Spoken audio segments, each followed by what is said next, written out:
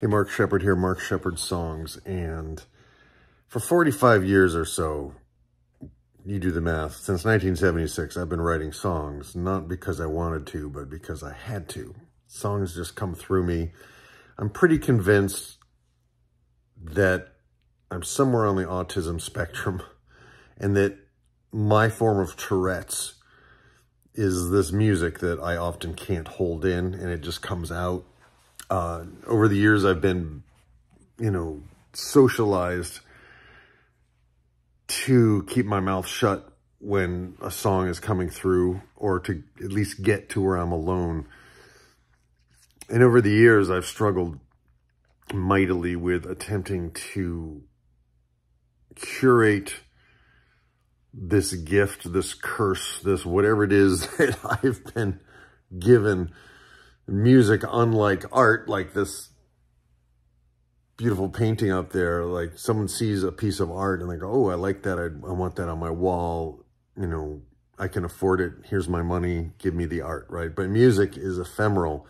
And you may like 10 different kinds of music, but in whatever mood you're in, you may want to listen to jazz, or you may not want to listen to jazz. You may want music that evokes a romantic or talks about love. You may want music that makes you feel like cleaning the house. I mean, music is so specific to people's moods that as someone who creates music and who has a diversity of different kinds of musical styles that I can write in, trying to find people who will actually listen to it seems to be some days an insurmountable challenge.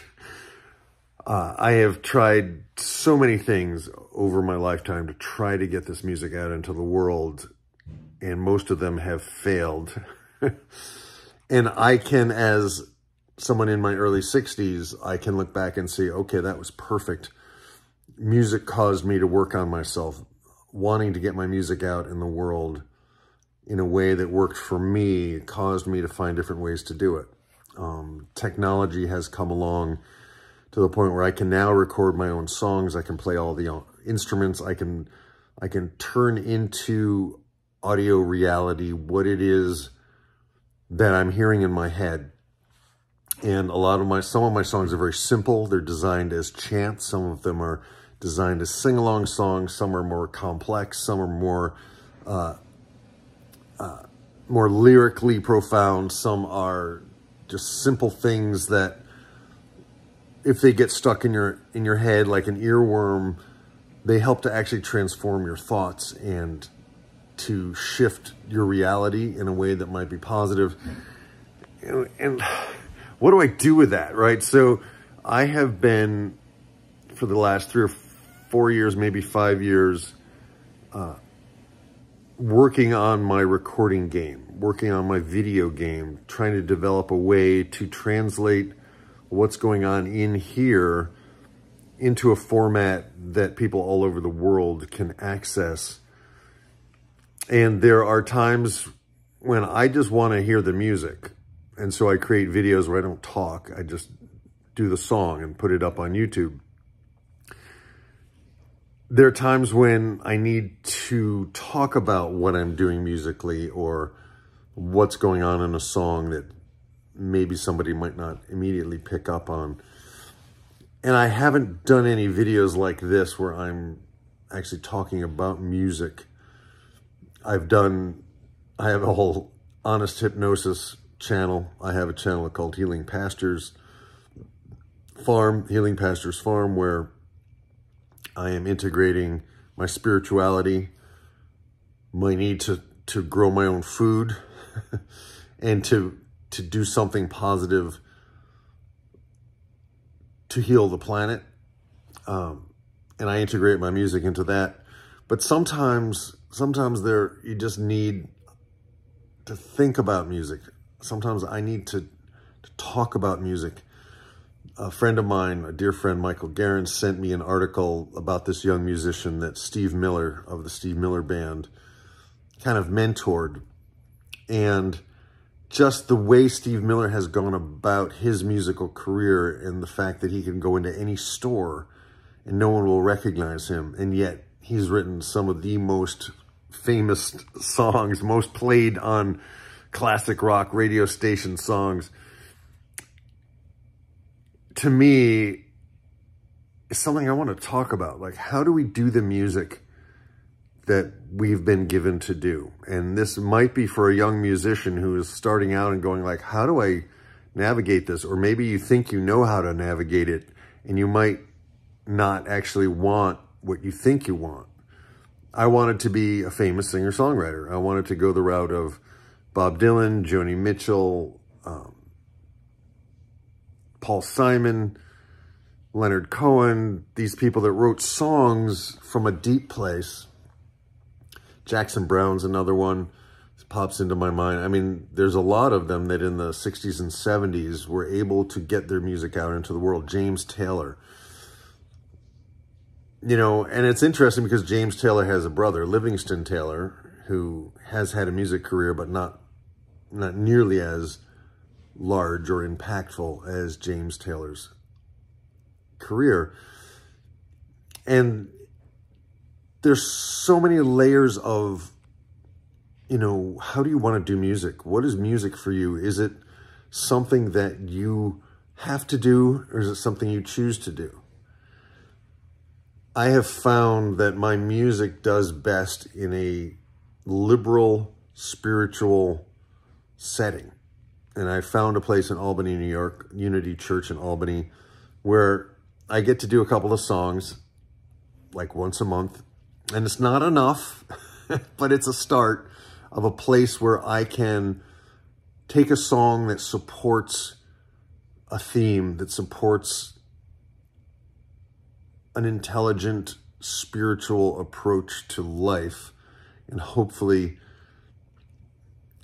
crystallizes it for people, engages people, and enables them to sing along, enables that song to get into their consciousness and into their psyche, so that I can actually do what I came here to do, which is to touch the lives of other people through this music in a positive way, in a healing way, and so that I can touch my own life in a positive, healing way at the same time.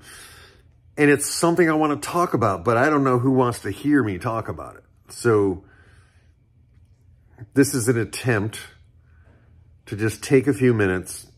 I'm up to 7 minutes and almost 40 seconds right now. And I don't know who you are or what you want or how music impacts your life.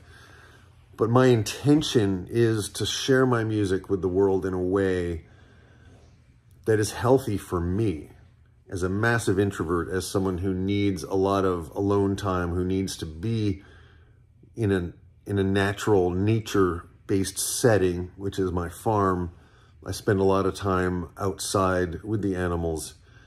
And at the end of a day of farming, quite often, like people generations and generations ago, like, I want to make music, and I want to make music with real people in a real place, and have it be something that matters. It doesn't need to be world famous, but it needs to somehow get out of me and out of my head and into hearts, into ears, into minds of other people. And I'd like to have a place here on my music channel, Mark Shepard Songs, on YouTube, markshepherdsongs.com, if you want to see my growing reservoir of songs. And I've, you know, for just trying to organize them, I've numbered them chronologically. And there are songs for the holiday season. There are songs, there are kid songs, there are songs about love, there's songs about spirituality, there's songs about my search for meaning. There's songs about the pain that I've felt attempting to be a human who feels things deeply in a world that seems to be filled with people who don't care. You're right. So you could call it my search for meaning. I don't know. It's a life in song. It's something that I can never get away with or away from. It's something that I can't get away from, that happens all the time, whether people know that about me or not. I don't go around inflicting my music on people who don't want to hear it, but at the same time, I want people to hear it. It's a place where, as a musician who has a certain level of proficiency, people hear my songs and go, oh my gosh, you should be famous. They've said that all my life. But trying to be famous has never worked for me because of the price that fame extracts from people. And I have never been willing or able to pay that price. So I'm a musician, I'm a songwriter, I'm a farmer, but I'm a minister as well. I want to heal people. I want to be a healing agent in the world. I want to be a resource for healing, because the musical thing hurt so much for so many years that I was forced to work on my stuff. I was forced to recognize what part I was playing in keeping myself from getting my music out into the world. Or like, I've never been able to hang out with a band. Like, you know, I can do the rehearsals and the programs at Unity Church in Albany, but I'm usually exhausted. Not because of them, but because of the way my neurology is wired. I get overwhelmed really easily. I have a very low threshold of being able to handle energy of other people. And as a massive introvert, I go inside. I can go into a deep trance very easily, and to have the quiet and the space to be able to express those things in a way that hopefully other people who are like me might be able to find, and might be able to go, oh, you know what, there might be hope for me. Maybe there's a way to do music that isn't what everybody thinks it is. Maybe there's a way for me to do music in my own way that is deeply satisfying and also makes a positive difference in the world somehow, some way. So that's what this series is going to be about. And I don't know what to call it yet. Maybe it's just Mark Shepard, A Life in Song, advice to young musicians, or I don't know, maybe it's A Life in Song, music that goes beyond entertainment. I don't know. But I'm just taking a few moments. I had a cup of coffee, so I'm kind of feeling the caffeine running through my system, which helps me to talk. And I'm at my girlfriend's house, and she just has beautiful art around her. And she's one of the people that has totally supported me pursuing my music, preserving my songs to start with, and sharing them in a way that works for me.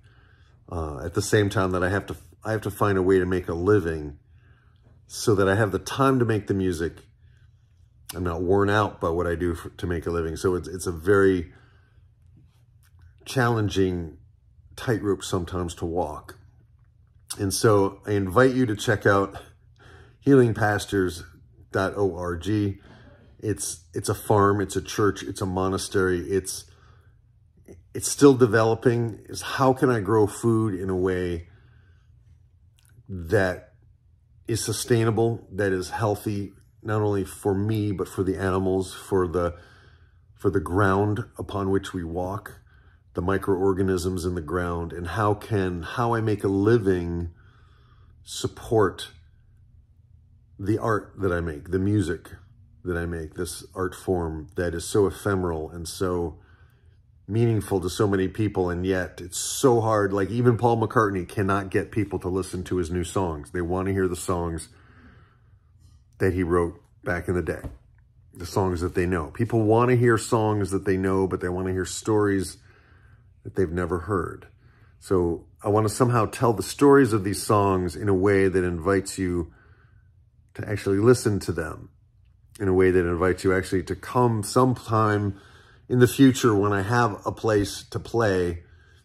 And I'm hoping to convert my dad's garage, my father's garage, into a video and audio studio, a simple studio where I can actually perform for a small number of people in a live setting, so that when I release those videos, you get the feel.